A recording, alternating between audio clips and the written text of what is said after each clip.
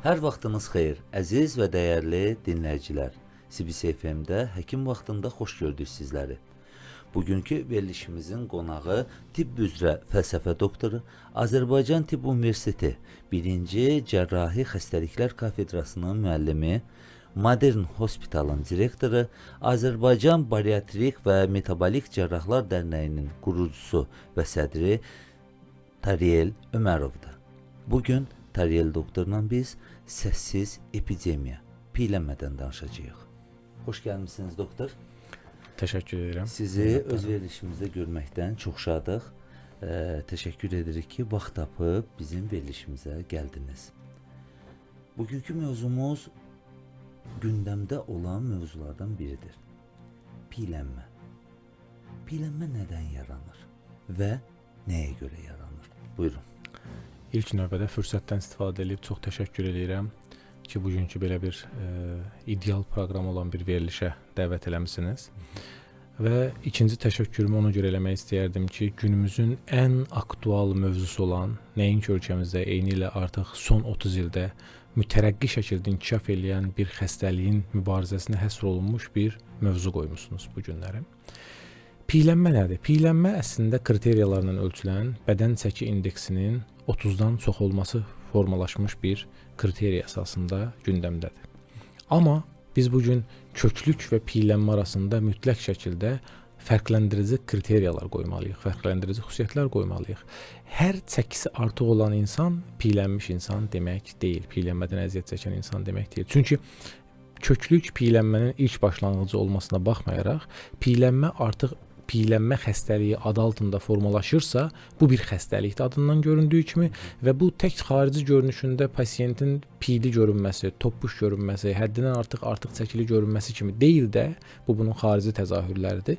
Eyni zamanda daxili təzahürlərində də özünü şəkərli diabet, erkən ürək-damar sistemi xəstəliklərinin artması, qaraciyərin ciddi şəkildə yağlanması və yağlanmaya bağlı fibroz və yağlanmaya bağlı sirroza qədər aparıb çıxardan, bütün hormonal sisteminin vəhdətini pozan bir xəstəlikdir.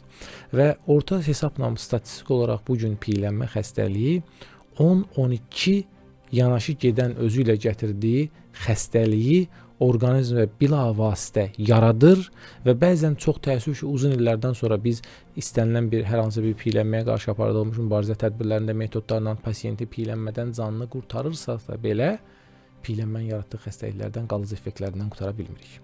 Ona görə piylənmə bugün statistik olaraq necə yaranır? Piylənmənin əsas yaranma prinsiplərindən biri alimentar faktorlardır. Birinci növbədə qidalanmadır. Əlbəttə ki, burada irsiyyət, dinamiki yaşam tərzinin pasiv yaşam tərzinə çevrilməsi, oturaq iş rejimi, sintetik yarı fabrikat qidaların bugün günümüzdə sürətli şəkildə inteqrasiya eləməsi, təbii orqanik qidalardan uzaq durma, bunlar hər biri piylənmənin yaranmasında xüsusi bir qüsurlu dövranın formalaşmış bir üzvlərindən biridir. Amma ən başında duran məqamlardan biri isə biz böldüyümüz zaman genetik faktorlar, ətraf mühitin sosial-iqtisadi amilləri, hərəkətsizlik. Üzr istəyirəm, bu stres faktoru piylənməyə səbəb ola bilirmi yoxsa? Əslində biz geri tarixə baxdığımız zaman 20 il bundan öncə tibb aləmində belə bir faktor vardı ki, əsəbi insanlar arıq olur. Stresli insanlar arıq olur. Amma son 20 ildə bu trend dəyişdi. Çünki bugün artıq insanlarda çox təəssüf ki, yanlış bir belə deyək, psixoemosional balans var. Əsəbləşən kimi öz əsəblərin hər hansı bir qida vasitəsinin qəbulu ilə və xüsusilə də şirniyyat, şokolad kimi qida vasitələrinin qəbulu ilə söndürməyə çalışırlar və bu pasientlərdən hər zaman biz soruşduqda onlar söyləyirlər ki, şokolad yeyəndə sinir sistemi sakitləşir, şokolad yeyərkən əsəblərim sakitləşir və bu, bəli, piylənmə yarada bilir. Çünki insan gün ərzində 5 dəfə əsəbləşirsə və hərəsində xüsusi bir dozada kiçik bir porsiya şokolad və yaxud da şirniyyat, yarım fabrikat qənnadı məhsullarından istifadə edirsə, əlbəttə ki, piylənmədən əziyyət çəkəcək. Ümumiyyətlə, bu piylənmənin diaqnostikası necə aparılır, doktor? İlk öncə 91-2005-ci illərə qədər piylənmənin diaqnostikası, hansı ki artıq 91-ci ildə Ümumdünya Səhiyyə Təşkilatının statistik göstəricilərində piylənmə xəstəlik kimi qeydə alındı 91-ci ildə və bundan 2005-ci ilə qədər olan bir göstəricilərdə sadəcə bel çevrə indeksinin qadınlarda 88-dən, kişilərdə 102 sm-dən çox olarsa bel çevrə indeksi piylənmə sayılırdı. Amma Bəli, 102-dən çoxdur. 120 də ola bilər, 130 da ola bilər, 150 də ola bilər. Bunun hamısı bir kriteriya ilə ölçülürdü. 2000-ci illərdə isə artıq bədən kütlə indeksi dediyimiz bir kriteriya formalaşdı. Daha dəqiq ölçüb bölməkdən və eyni zamanda tək dəqiq ölçüb bölmək deyil də, piyələnmənin müalicə prinsiplərində rol alan xüsusi kriteriyaların formalaşmasından ibarət olan bir ölçü vahidi gündəmə gəldi. Biz buna bədən çəki indeksi və ya bədən kütle indeksi deyirik. İngilis ədəbiyyatında body mass index deyilən bir kriteriya ilə formalaşır, adla formalaşır. Bu nədir? Biz boyumuzun kvadratından bir rəqəm əldə edirik. Var olan hazırki çəkimizi boyumuzun kvadratından olan rəqəmə bölürük. Məsələn, boyumuz 1.67-dir. 1.67-ni vururuq 1.67-yə bir rəqəm əldə edirik. Çəkimiz nə qədərdir? Tutaq ki, 75 kilo. 75 kilonu alınan rəqəmə bölürük. Əgər bu göstərici 20-25 arasındadırsa biz normal göstəricilərdəyik. 20-30 arasındadırsa artıq bu köklükdür. 30-un üstü 30-35 birinci dərəcəli piyələnmədir, 35-40 ikinci dərəcəli piyələnmədir. 40-ın üstündə isə biz aşırı piyələnmə, beynəlxalq adı ilə desək morbid obezity dediyimiz morbid piyələnmə, həddindən artıq piyələnmə, ağır dərəcəli piyələnmə kimi strategiyalara bölünür. Amma son 3 ilin kriteriyalarında Dünya Bariatrik Cərrahlar və Metabolik Xəstəliklər Assosiasiyası və Dünya Piyələnmə Mübarizə Assosiasiyası və eyni zamanda Dünya Cərrahiyyə Cəmiyyətinin bir birləşdirilmiş bir konsensus yayımlandı ki, bu konsensus artıq bu rəqəmlərin 18 enməsinin, birinci dərəcəli piyələnmənin isə 24-27 enməsinin ki, hansı ki biz ona bugün köklük dərəcəsi deyirdik, artıq 27-30-a qədər olan isə birinci dərəcəli piyələnmənin varlığını isbat olunmasına gətirib çıxartdı və bu kriteriyaları 3 aşağı saldılar. Düzdür. Xüsusən Asiya populyasiyasında, yəni Asiya populyasiyasında bunun əsasən xitab olunmasının əsas fundamental konsepsiyası ondan ibarət idi ki, bizim mental xüsusiyyətlərimiz və yemək vərdişlərimiz daha zəngin süfrəyə malikdir və ona görə də bu göstəricilər dəyişdi. Amma buna baxmayaraq əsas göstəricilərimiz bu gün əgər biz baxsaq ki, piyələnmənin müalicəsində hansı kriteriyalar rol oynayır, əsas göstəricilərimiz birinci dərəcə deyil də ikinci dərəcənin üstündə olan piyələnmə göstəricilərdir. Elə verilişimizə başlayanda qeyd etdik ki, siz modern hospitalın rəhbərisiniz, direktorusunuz. Təbii ki, orada xəstələr müraciət edirlər və təbii ki, onların da arasında piyələnmə ilə bağlı müraciət edənlər ola bilər. Əgər belə hal olursa və piyələnmə ilə müraciət edən pasiyent diaqnostikası bitdikdən sonra müalicəsi necə aparılır? Aydın. Buyurun. Çox aktual bir sualdır. Günümüzdə piyələnmənin müalicəsi üçün müxtəlif keçmişdən gələcəyə baxdığımız zaman çox müxtəlif, rəngarəng, çeşidli metodlar gündəmə gəlməkdədir. Təəssüf hissi ilə qeyd edərdim ki, bu müxtəlif çeşidli müalicə metodlarının arasında bugün günümüzdə ən aktiv və ən aktual, qalıcı effekt verən 2 metodumuz var. Bunlardan birincisi idman diyetadır ki, heç kökəlməmək. Unutmayaq ki, hər hansı bir xəstəliyin profilaktikası onun müalicəsindən daha asan və daha effektivdir. İkincisi isə qalıcı və uzun müddətli effekt verən cərrahi müalicə metodlarıdır ki, biz buna bugün bariatrik metabolik cərrahi əməliyyatlar deyirik.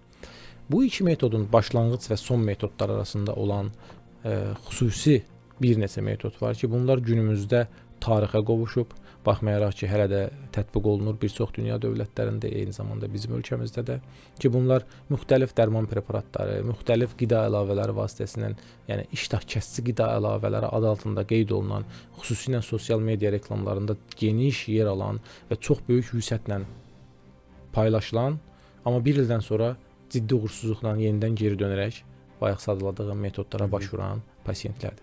Əlbəttə ki, ilk başda mütləq şəkildə idman və diyetadır. Hətta biz bugün cərrahi əməliyyat üçün müraciət edən pasiyentlərə belə baxdığımız zaman birinci dərəcəli piyələnmə kriteriyaları varsa, mütləq şəkildə onlara sizə cərrahi əməliyyat olmaz. Niyə olmaz? Çünki onlar çox sadə şəkildə, effektiv şəkildə idman və diyetdən effekt ala bilirlər. Cərrahi əməliyyat son çarədir. Cərrahi əməliyyata qədər qeyri-cərrahi metodların uğursuz olduğu halda gündəmə gələn son çarələrdən biridir ki, bugün dünyada artıq rəsmi olaraq 1954-cü ildən aparılmasına icazə verilən, 1967-ci ildən Amerikan Cərrahlar Dərnəyi tərəfindən qəbul edilən, 1991-ci ildə Ümumdünya Səhiyyə Təşkilatı tərəfindən piyələnmənin yeganə qalıcı və uzun müddətli effektiv müalicəsi kimi kriteriyalar protokola salınan metoddur. bariatrik metabolik cərrahiyyə. Doktor, bir qədər öncə sadaladınız orada rəqəmlər. Piylənmə, birinci dərəcəli piylənmə, ikinci, üçüncü və daha ondan da üstün olan piylənmə. Əməliyyat, cərrahi müdaxilə qaçınılmaz olurmu? Əgər bu ən sonuncu həddə olanda piylənmə, yoxsa necədir? Hansı həddə siz artıq qərar verirsiniz ki, cərrahi əməliyyat olunmalıdır xəstə? Burada yenə beynəlxalq kriteriyalara önəm veririk. 1. Bədən kütle indeksi 30-35-in arasındadırsa, bir mənalı şəkildə sizə bariatrik metabolik cərrahi əməliyyat olmaz. Niyə olmaz? Az öncə də söylədim, çünki idman diyeti ilə çox ideal şəkildə normal çəkilərə düşmə effekti var. Sadə izah eləyəm, məsələn, bir xanımın boyu 1.65, çəkisi 85-dirsə, o istəyir deyə bu əməliyyat olunmamalıdır. Mən arıqlamaq istəyirəm deyə bu əməliyyat olunmamalıdır. Bu əməliyyatlar sadəcə xarici görünüşə xitab edən əməliyyatlar deyil. Bu əməliyyatlar sağlamlaşdırıcı əməliyyatlardır. Bu əməliyyatlar insan ömrünün 6-15 il uzada bilən əməliyyatlardır. Bu əməliyyatlar orqanizmdə piylənmənin yaratdığı problemlərdən bir dəfəlik pasiyentin can qurtarmasına gətirib çıxardan əməliyyatlardır ki, bu sadəcə xarici görünüşə və estetik əməliyyatlarla qarışdırılmamalıdır. Birinci məsələ budur.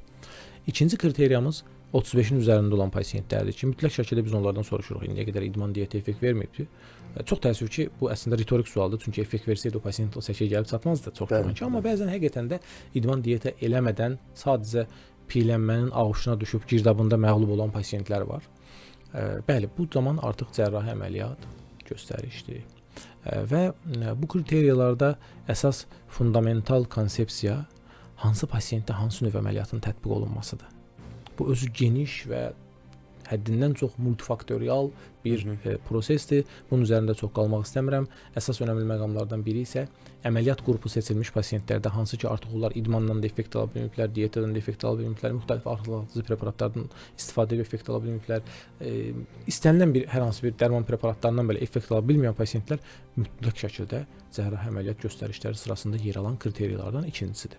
Üçüncü kriteriyamız, az öncə də söylədim, verilişimizin başlanğıcında piylənmə özü ilə bir çox xəstəlikləri gətirə bilər. Yəni beynəlxalq kriteriyalardan biri də bu pasientlərdə piylənmənin yaratdığı hər hansı xəstəliklərdən birinin və ya ikisinin varlığının olmasıdır. Əgər bu üç kriteriyadan bədən kütle indeksinin 35, piylənmənin yaratdığı xəstəliklərdən hər hansı birinin olması, qeyri-cərrahi tədbirlərdən effekt ala bilməmə. Bu üçündən ikisi varsa, o pasiyent əməliyyata göstərişdir. Bariatrik əməliyyatlar, bunlar necə olur? Bunlar haqqında, bunun mahiyyəti, möhtəviyyatı haqqında bir qədər də mümkünsə.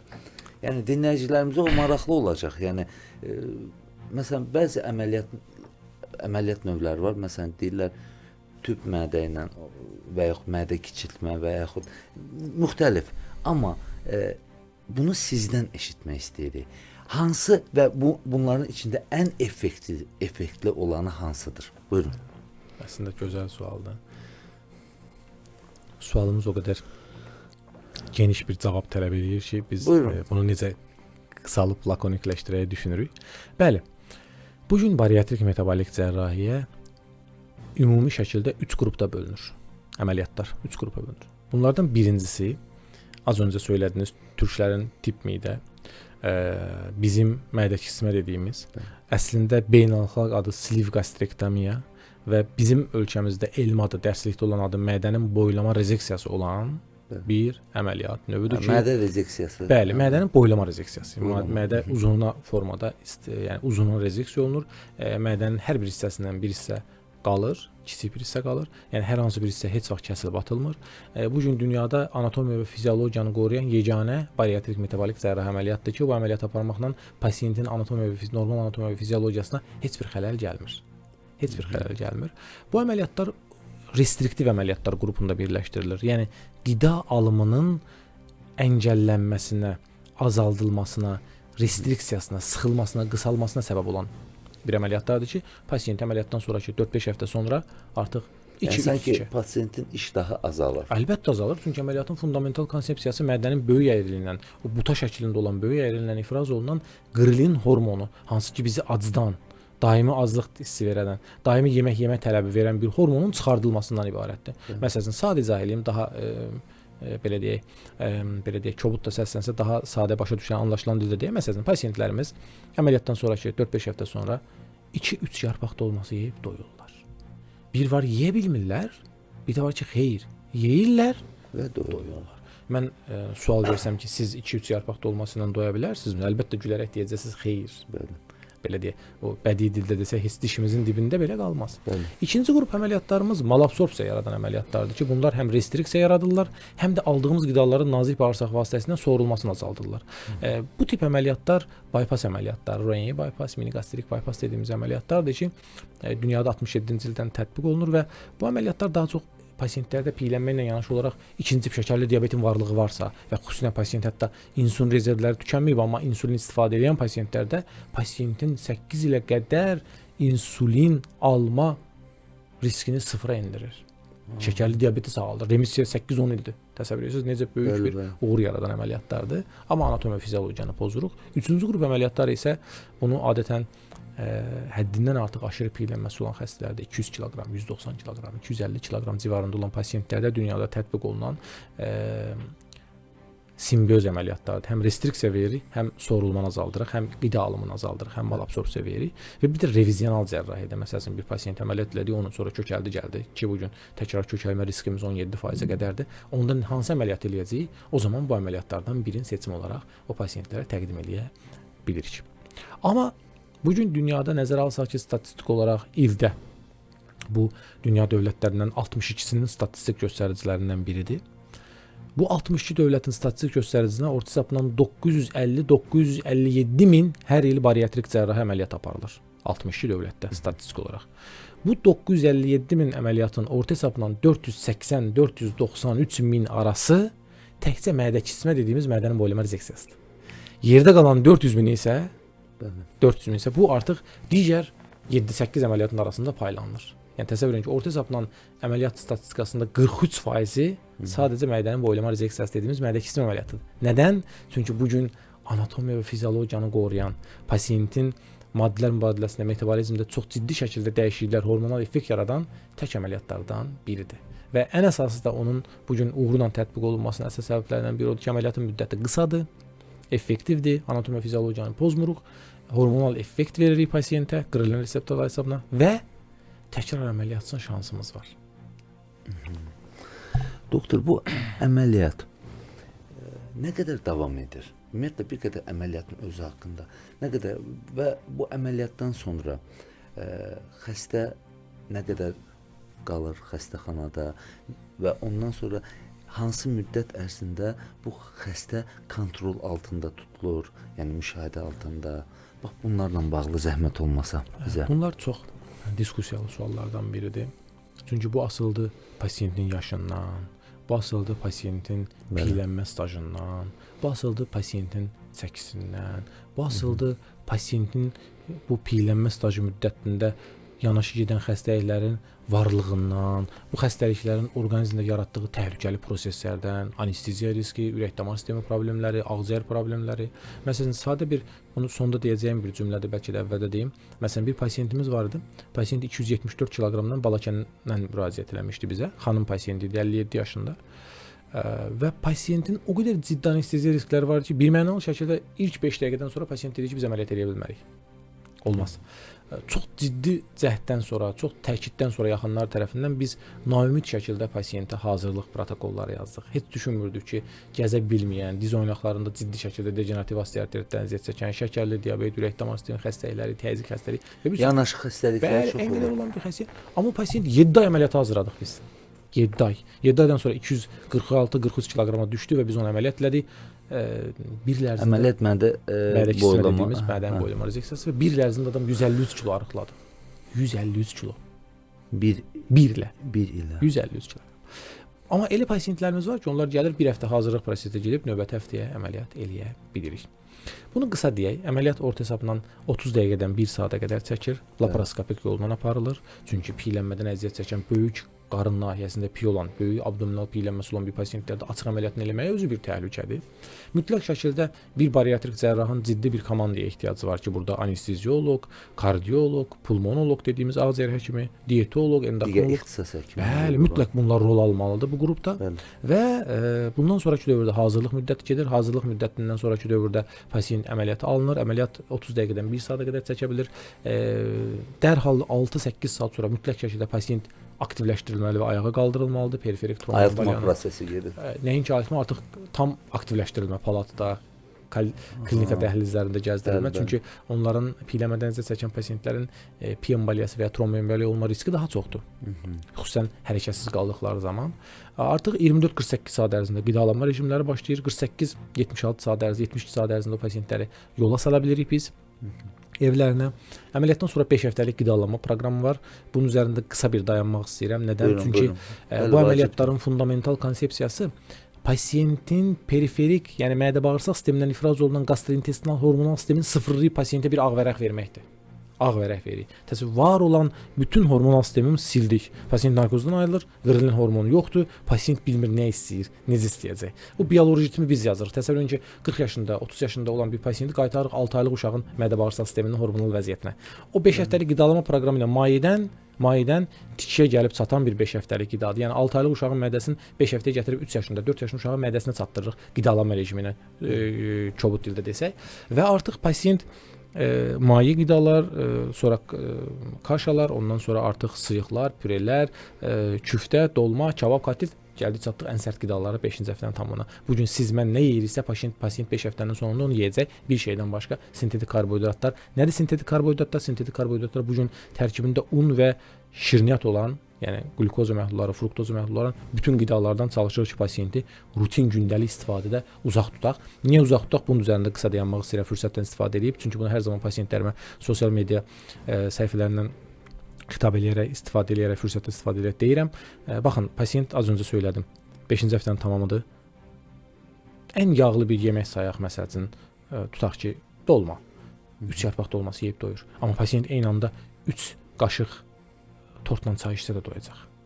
Tərəzinin gözünə qoysaq, yarpaq dolmasının verdiyi vitamini, mineralı, zülalı həmin o 3 qaşıq tort vermədi. Nə baş verəcək? Avitaminoz, malabsorpsiya, hipoalbuminemiya. Ona görə biz mütləq pasiyentlərə deyirik ki, azlığın zaman ilk seçiminiz normal qidalarımız olsun. Hətta ən yağlı qidalarımız da ola bilər. Yeyin, doymasaz şirniyyat yeyərsiniz. Çünki biz həmin 2-3 sonra pasiyentlər doyurlar. Və bununla da bir pasiyentlərə yeni bir ritm yazırıq, yeni bir bioloji ritmi uyğunlaşdırırıq və normal şəkildə davam edirlər. Arıqlama müddəti 1 il çəkir. Bu 1 il ərzində rutin 2 aydan 3 aydan bir təkrar rutin kontrol müayinələrə dəvət edirik. Qan təhlillərində sadəcə bəzi vitaminlərin yoxlanılan xüsusi yer ayırırıq. Çünki bu yoxlanmalar zamanı azalan vitaminlərimiz ola bilər ki, onları mütləq şəkildə kənardan qida əlavələri və ya vitamin terapiya kimi yerinə qoyulması lazımdır. Bir qədər öncə bu yanaşı xəstəliklərə toxundunuz.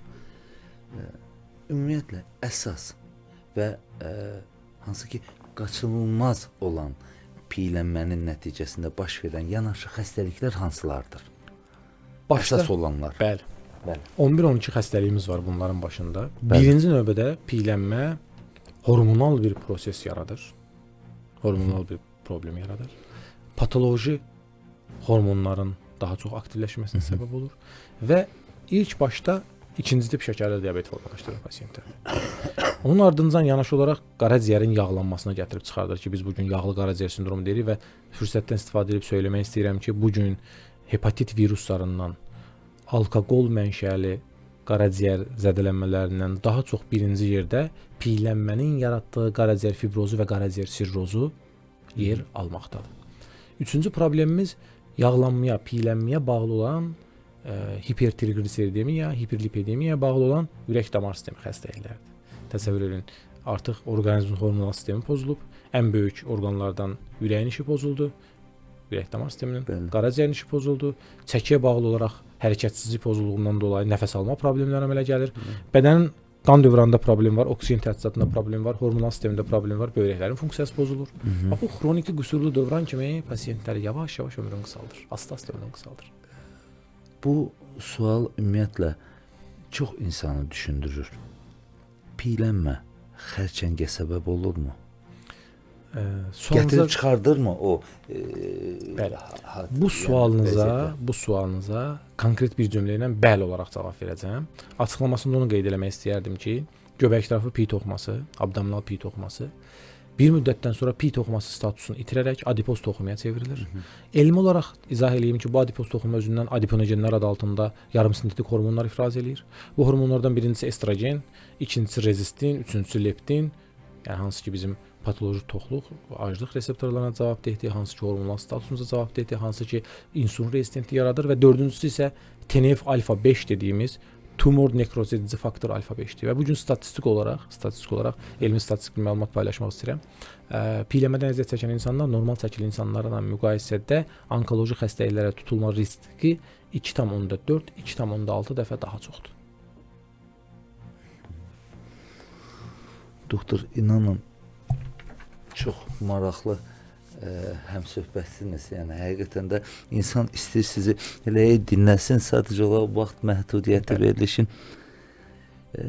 Sonda bizim dinləyicilərimizə, ümumiyyətlə piyələnmədən əziyyət çəkənlərə və hətta əziyyət çəkməyən insanlarımıza da nə tövsiyələriniz olardı? Yəni ikiyə ayırdıq sualı. Bir, piyələnməsi olmayan, bir də olanlara tövsiyələrinizi buyurun. Əslində hər ikisinə sadə bir tövsiyəm olacaq. Bəli. Aktiv həyat tərzindən uzaq durmamaq, gündəlik bioloji ritmə uyğun qidalanma ritminə davam eləmək və bu qidalanma ritmində sintetik karbohidratlara, un məhsullarına, şirniyyata, yarım fabrikantlara, qənnadi məhsullarına, yarım sintetik qidalarda yer ayırmamaqdır. Əgər belə olarsa, təbii qidalardan hazırlanmış ət məhsullarından hazırlanmış qidalar, tərəvəz məhsullarından hazırlanmış qidalar, bunlar və xüsusən hərəkət balansı da varsa, heç vaxt pasiyenti kökəlməyə və piyələnməyə məruz qoymaz. Və əgər elə bir hal baş verərsə, bizim əziz və dəyərli doktorumuz, Taryel doktor Respublikamızdadır. Modern hospitalda fəaliyyət göstərir və müraciət edə bilərlər, onun dəyərli məsləhətlərini ala bilərlər. Biz sizə təşəkkür edirik. Çox sağ olun. Vaxt tapdınız, gəldiniz və ümid edirəm ki, bizim sizinlə görüşümüz burada yekunlaşmır. Biz gələcəkdə də maraqlı mövzular ətrafında sizinlə həmsöhbət olmaq üçün studiyamıza sizi dəvət edəcəyik. Mövzunun aktuallığına və bu qədər mütərəqqi suallar qoyduğunuza görə xüsusilə təşəkkür edirəm. Mövzu o qədər aktualdır ki və günümüzün də tələblərinə cavab verir deyənə bu mövzular. Mütləq şəkildə biz də çalışırıq ki, maariflənmə tədbirlərində hər birində yer alaq. Təşəkkürümü bildirirəm. Buyurun, sağ olun. Əziz və dəyərli dinləyicilər, bununla da verilişimizin sonuna gəlib çatdıq. Bugün səssiz epidemiya, piyələnmədən danışdıq. Qonağımız isə tibb üzrə fəlsəfə doktoru, Azərbaycan Tibb Universiteti 1-ci Cərrahi Xəstəliklər kafedrasının müəllimi, Modern Hospitalın direktoru, Azərbaycan Bariatrik və Metabolik Cərrahlar Dərnəyinin qurucusu və sədri Taryel Ömərov idi. Mən isə sizlə sağollaşıram. Sağ olun, gələn görüşlərədək.